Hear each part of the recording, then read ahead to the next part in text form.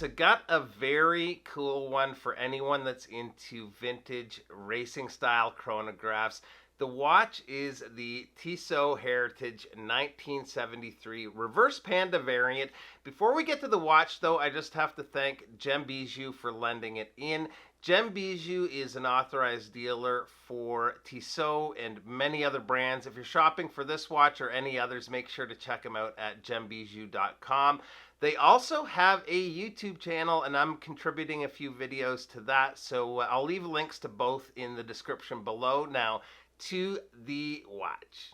So, Tissot has three versions of the 1973. There's the Panda, the Reverse Panda, and a blue variant. I remember seeing the Panda version when it first came out not all that long ago, and I'm not 100%, but I believe this and the blue came out afterwards. I think it's really neat that brands are going back to their catalog of vintage pieces for reissues like this. The case is a tonneau style case and screams 70s style. I was quite impressed by the design first, but then the finish work. Starting from the top down, we have this radial brushwork at the top of the case that's really well done. Transitioning that to the case sides is this polished bevel followed by more brushwork and then finally a thinner polished area where the case sides meet the case back. So there's some nice attention to detail there.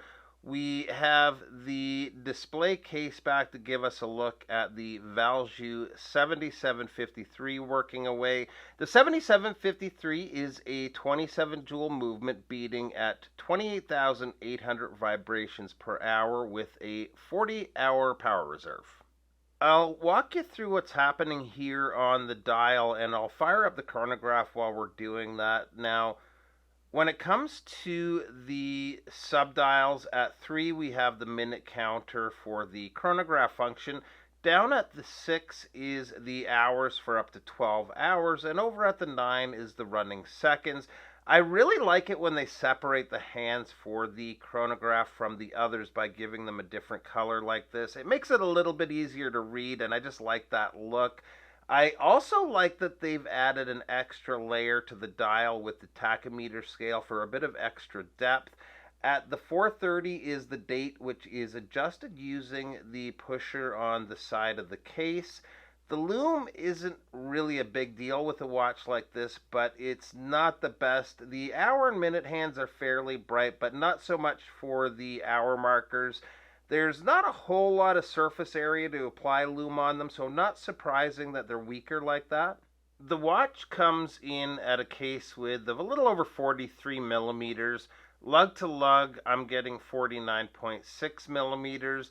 Lug opening is 22 millimeters and the thickness is 15 millimeters, including that raised sapphire crystal, which is treated with an anti-reflective coating. The water resist on the watch is 100 meters. The strap is a padded rally strap. Pairs well with the watch. You almost have to have a rally strap on a watch like this in a way, and it seems like a fairly good quality leather. We've got a nice solid deployant clasp. It's signed with the Tissot T there. So let's stop the chronograph. Give it a reset. And on my 7 1/4 inch wrist, I'm liking how it wears. It is quite a chunk of steel, but I like the look on wrist. Definitely a fun watch to wear and one that'll get you inspired to get behind the wheel and go for a drive. Cost-wise, the MSRP is $27.95 Canadian or about $2,100 US. If you're interested, check out bijou.com, and while you're there, if there's any watches you'd like to see on the channel, let me know and I'll see what I can do about borrowing them from the shop. So big thanks to you guys for stopping by, and we'll see you real soon. Bye-bye.